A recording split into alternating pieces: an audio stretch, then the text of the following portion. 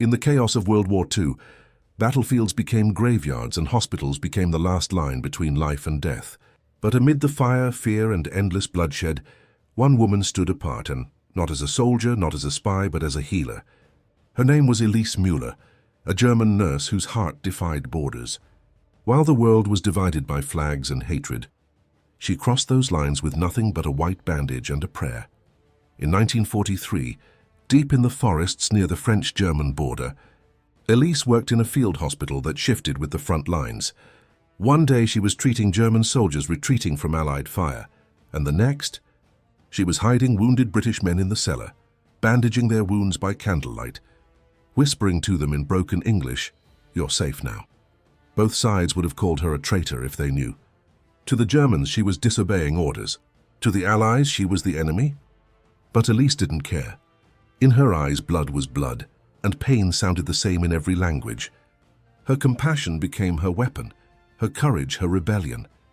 This is the forgotten story of the nurse who saved soldiers on both sides of the war, a woman whose humanity shone brightest when the world was at its darkest. Elise Müller was born in 1916 in a small Bavarian village surrounded by rolling fields and the smell of pine. Her father had fought in the First World War, and though he returned alive, the man who came back was not the same one who had left. He carried silence like a wound, a silence that hung over their home long after the war ended. Elise grew up watching him stare out of the window for hours, clutching his medals like they were both a blessing and a curse. It was from him that she learned her first lesson about war, that it doesn't end when the guns stop. It lives on quietly, inside the ones who survive. By the time she turned 23, Europe was at war again. This time Elise refused to watch from the sidelines.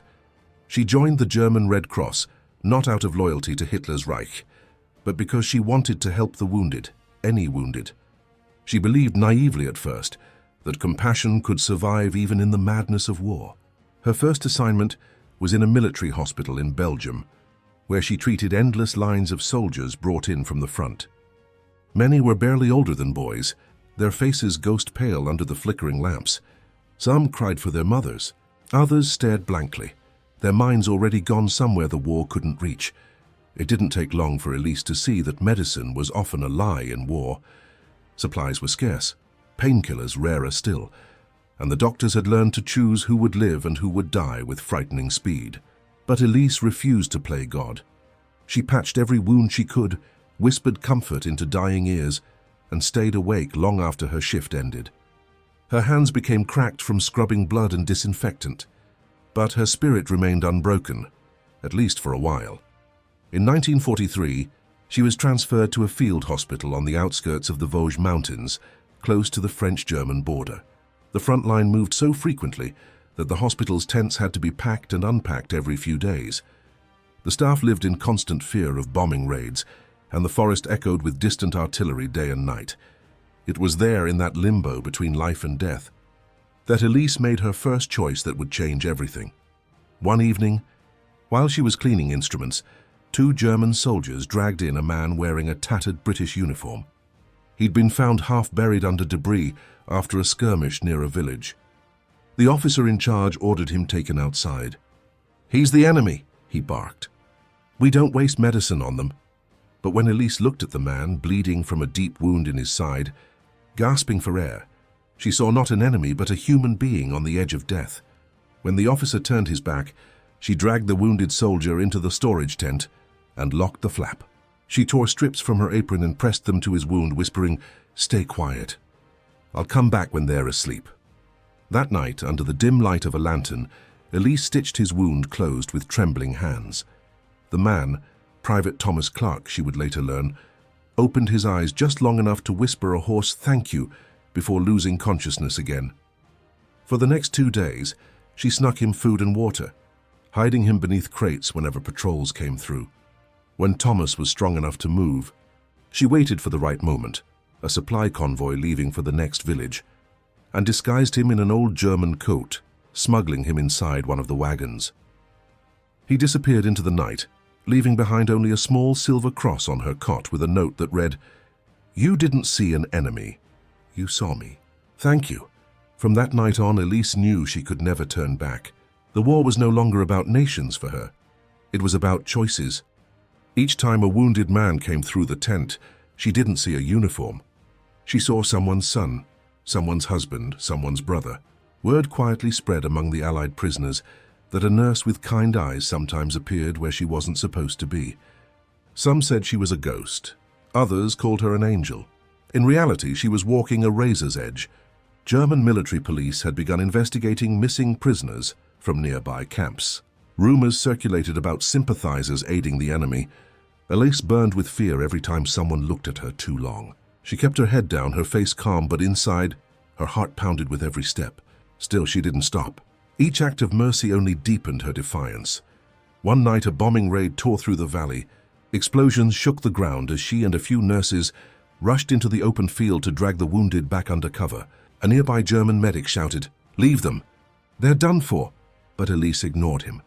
She ran toward the crater where cries were rising from the smoke and found among two injured Germans an American paratrooper clutching his leg, blood soaking through his torn pants. His terrified eyes met hers. Without a word, she lifted his arm over her shoulder and half dragged, half carried him back to the medical tent. When the dust cleared, a young German lieutenant saw the scene, the American being treated on a cot next to his own men. He stared at Elise, silent, and for a moment she thought it was over. Then, without a word, he turned and walked away. Later, he left a folded note on her supply table. "I saw nothing. God help us all." By late 1944, Elise had become both a savior and a shadow. Her name was whispered among soldiers from both sides, though few believed she was real. She had smuggled at least a dozen Allied soldiers to safety, sometimes through the help of French villagers, sometimes entirely alone. But each success came with growing danger. German command had begun purging anyone suspected of disloyalty, and the Gestapo had arrived in nearby towns. Then came the day her luck ran out. During a surprise inspection, officers found blood-stained bandages in her quarters. Not German issue. The questioning was brutal. She denied everything, but the suspicion didn't fade.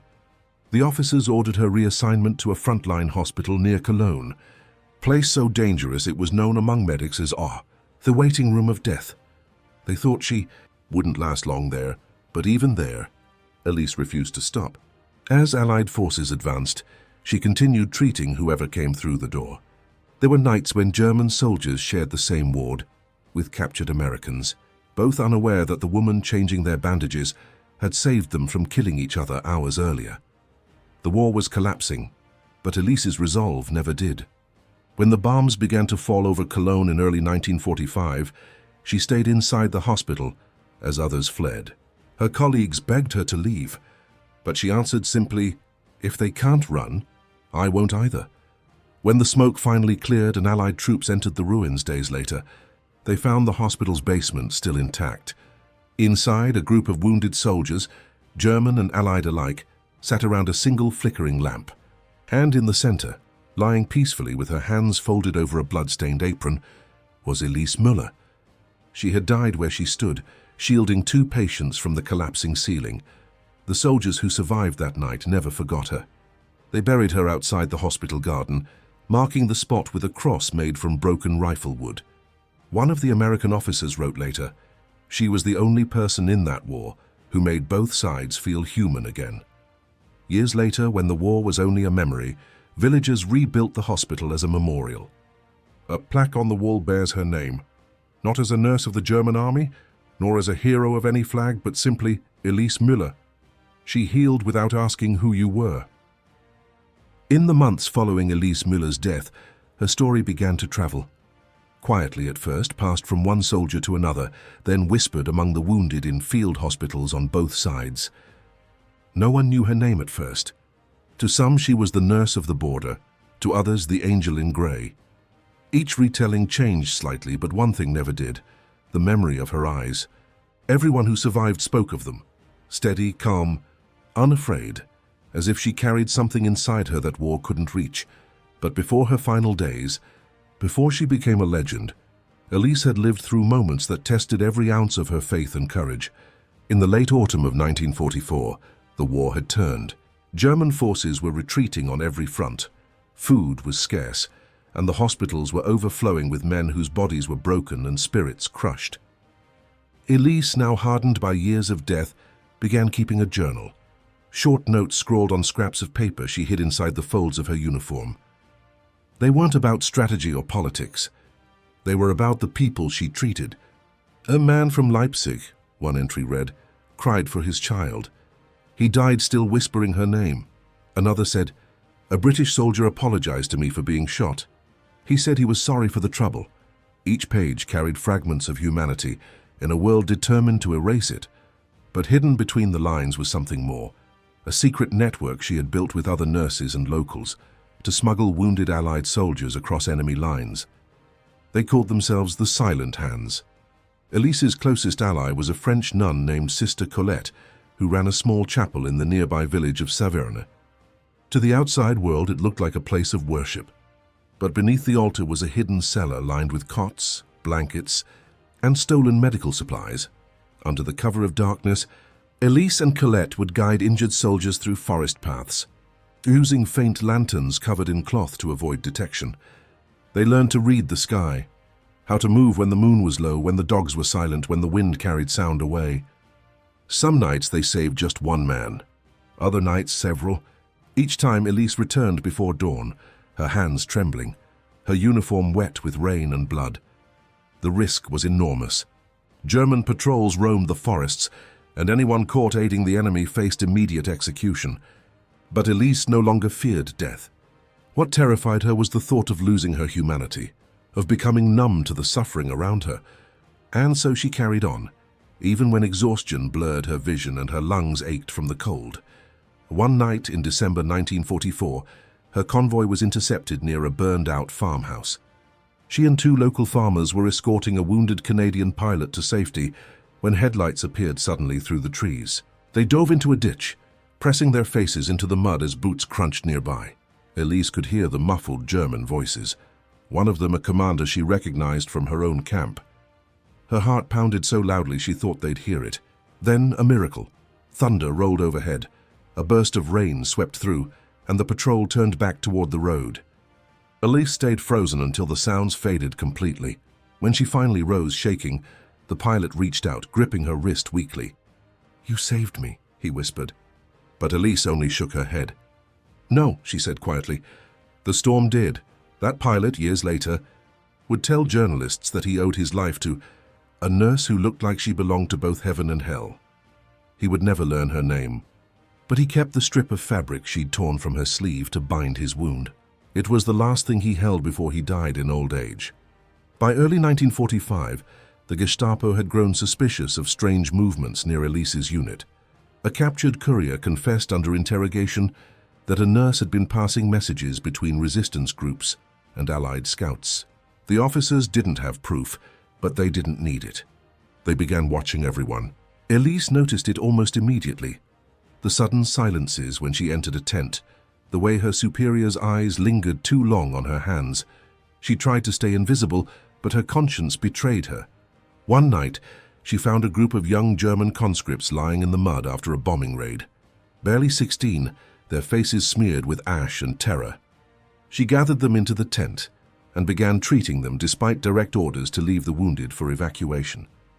When her commanding officer found her, he shouted, "You're wasting supplies. They'll be dead by morning." Elise looked up at him, her voice steady. "Then let them die clean." The officer raised his hand to strike her but stopped mid-motion. Something in her eyes made him lower it. He walked away in silence. A week later, the same officer was brought in after being wounded by shrapnel. Elise treated him without a word.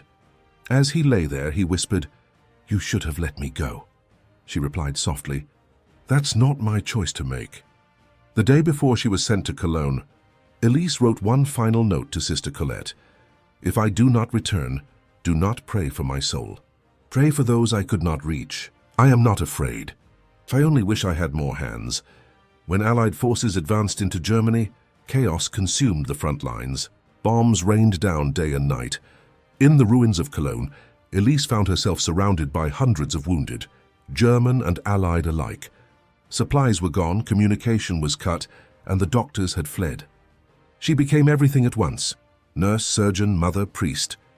With only the dim light of oil lamps and what little morphine remained, she worked for 3 days without sleep, sewing torn flesh with thread meant for clothing, using melted snow to clean wounds. There was no more enemy, no more sides, only the living and the dying. At one point, a British soldier reached out to her and whispered, "Why are you helping us?" Elise smiled faintly. "Because someone has to." In those final hours, she was no longer just a nurse. She was the last light in a city drowning in fire.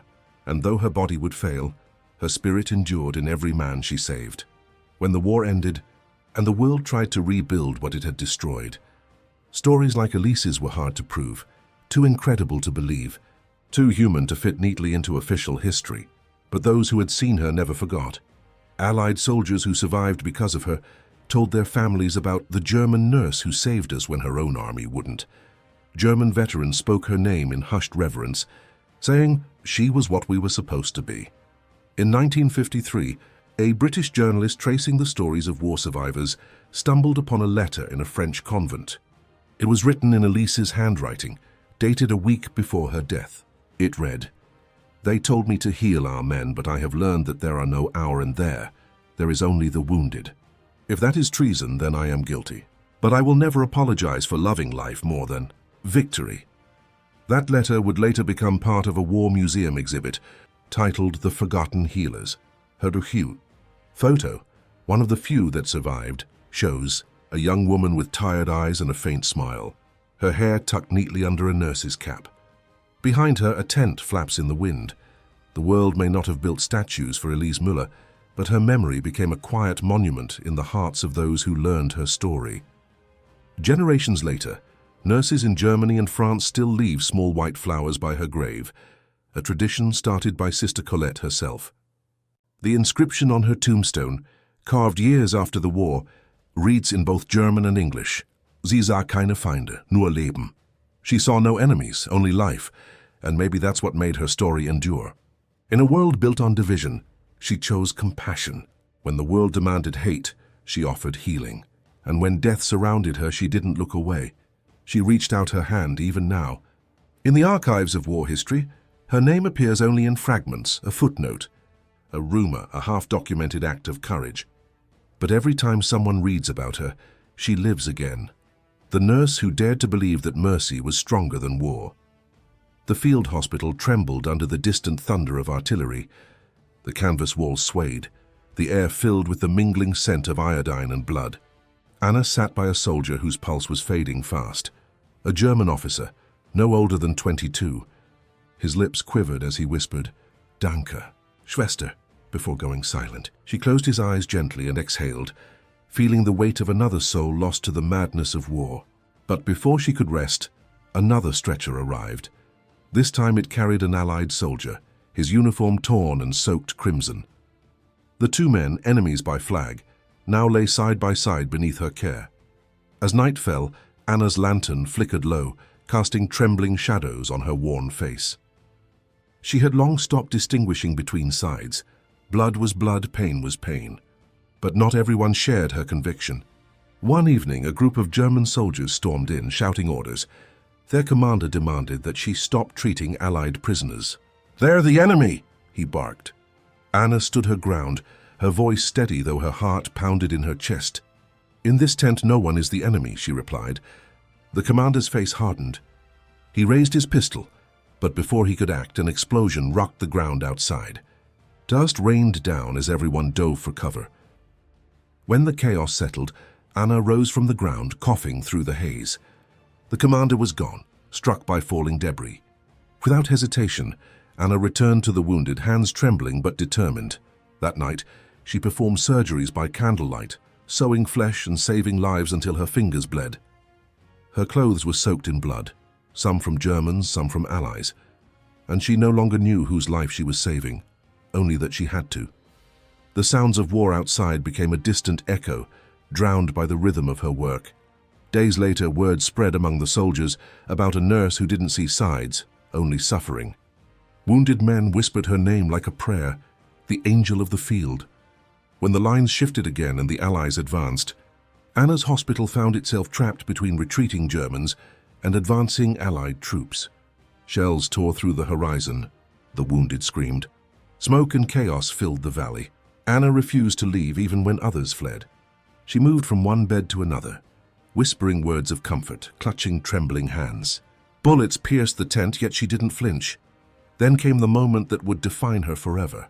A shell hit the far end of the camp, setting it ablaze. Flames crawled across the fabric walls, consuming everything. Amid the chaos, Anna heard a faint cry, a child's voice. She froze. A French boy, barely 10, had been hiding beneath one of the cots. Without hesitation, she ran into the inferno. Her skirt caught fire as she reached for the boy. Wrapping him in her arms, she broke through the collapsing tent. Outside, soldiers, both German and Allied, watched as she stumbled out, covered in ash, clutching the boy tightly. For a moment, the battlefield fell silent. No one fired. No one moved.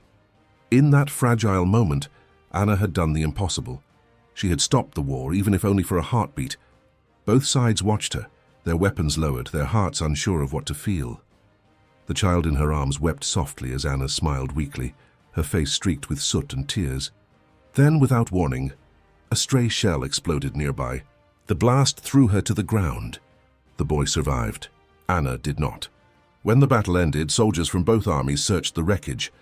They found her body beneath a torn Red Cross flag, her hands still shielding the boy. The Allies buried her in a small field between the lines, neither on one side nor the other.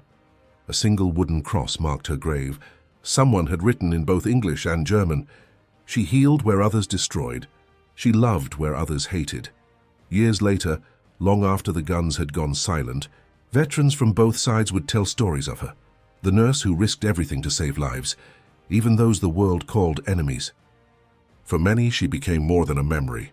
She became a symbol of what humanity could still be in its darkest hour. In museums and memorials, her name was carved in stone, her face painted in faded sketches, her deeds whispered through generations. But for those who had seen her in the field, the trembling hands, the quiet strength, the compassion that transcended war, no monument could ever capture the truth of her courage. The world may have forgotten the flags those men fought under, but they never forgot her. Anna, the nurse who saved soldiers on both sides of the war, had become a legend not of victory or defeat, but of mercy, the kind that outlasts empires and silences guns. The night of the great assault began with silence, the kind that feels heavy, as though the earth itself was holding its breath. Anna sat near the edge of the camp, the air thick with smoke and anticipation. The wounded lay everywhere, their groans blending into the low hum of distant artillery. For weeks, she had been moving between makeshift tents, caring for men who no longer remembered why they were fighting. She had treated British soldiers with German bandages and German officers with Allied morphine. Every time she closed her eyes, she saw faces, not flags, and that became her faith. But that night something changed. A messenger arrived from the German command, covered in mud and fear. "The Allies are advancing," he said, his voice trembling. "We've been ordered to evacuate immediately." Anna didn't move. Around her, chaos erupted. Soldiers grabbing their rifles, medics packing what supplies they could. "You have to go," someone shouted at her. Anna turned, her eyes calm but resolute. "I can't leave them. They can't move. And I won't abandon them." Minutes later, the first shells landed nearby. The ground shook, rattling the instruments on her small surgical table. The sky lit up in orange bursts as the horizon burned. Anna moved between cots with a steady rhythm, checking pulses, pressing cloth to wounds, whispering soft prayers. She tied a blood-soaked cloth around her arm, not to mark allegiance, but to remind herself she still had strength left. A young soldier stumbled into the tent, dragging another man behind him. "Help him, please," he cried. The man on the stretcher wore an Allied insignia. Anna hesitated for only a moment before kneeling beside him. His breathing was shallow, a jagged gash running down his chest. "You're safe now," she whispered, though safety was an illusion.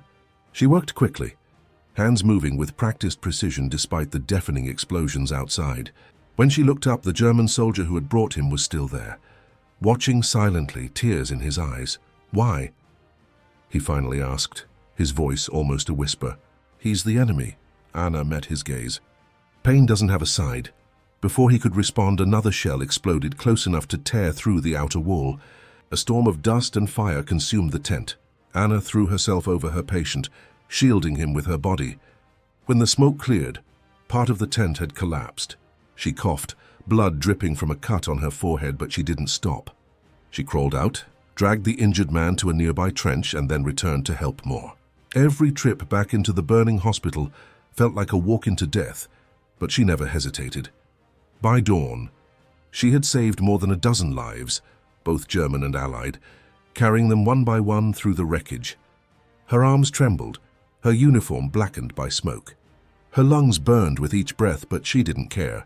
The soldiers she rescued lay together in the same trench, some too weak to speak, but all staring at her as though she were something more than human, something sacred. When the shelling finally ceased, the battlefield fell eerily quiet. The survivors looked around, dazed, trying to understand if they were still alive. That's when they heard it, the faint sound of crying. It came from the remnants of the medical tent. Without hesitation, Anna ran toward the sound. Inside, under a fallen beam, she found a man, a medic, pinned and barely conscious. She tried lifting the beam, but it wouldn't budge. She called out for help, and for a moment there was silence. Then a German soldier and an Allied soldier appeared side by side. Together they heaved the beam off the trapped man. Anna pulled him free, shouting for water and bandages. It was a miracle. Not that the man had survived, but that men who were meant to kill each other had joined hands to save a stranger. For that brief moment, there were no sides, no ranks, no orders, no only humanity. As the day stretched on, more soldiers gathered around the ruins. Some tended to the wounded, others buried the dead. Anna moved among them, exhausted but unbroken. Her hands shook as she poured water into a dying man's mouth. "Rest," she said softly. "You're safe now." But her defiance had not gone unnoticed. A German officer, tall, cold-eyed, the kind who obeyed without thought, approached her. "You were ordered to evacuate," he said sharply. "And now you've treated the enemy. You've disobeyed direct military command." Anna looked up at him, her face streaked with ash. "If obeying meant letting them die, then I'll disobey every order you give." The officer stared at her for a long moment, then turned and walked away without a word. Perhaps even he saw something in her he couldn't bring himself to destroy. Later that evening, as the wounded slept and the horizon glowed red with the last fires of war, Anna sat on the edge of the field, staring at the sky. Her hands were blistered, her uniform torn. She had seen too much death, too much hate, yet still she believed in life. Somewhere behind her, footsteps approached. It was the Allied officer she had saved earlier. His chest was bandaged, his face pale but alive. "You saved me," he said quietly. "And I'm not sure how to thank you." Anna smiled faintly. "Just live," she replied. "That's thanks enough?" He hesitated before speaking again. "When this war ends, people will want to forget. They'll remember battles and heroes, but not people like you." She turned to face him, her eyes reflecting the flicker of the fires. "Then you must remember for them." Moments later, a faint rumble echoed in the distance. The Germans were retreating. The Allies would soon take the field. Anna looked back at the wounded. Dozens of men lying together under the open sky, their breathing shallow but steady. She whispered a quiet prayer and began to clean her instruments once more. But fate was not finished with her. At dusk, a stray mortar shell, perhaps fired in confusion, perhaps by mistake, struck near the medical camp. The blast threw Anna backward, shattering her lantern and setting the canvas ablaze. Flames raced across the field, devouring what little shelter remained. She rose dazed, clutching her shoulder. Around her, men cried out for help. She could have run. She could have saved herself. But she didn't.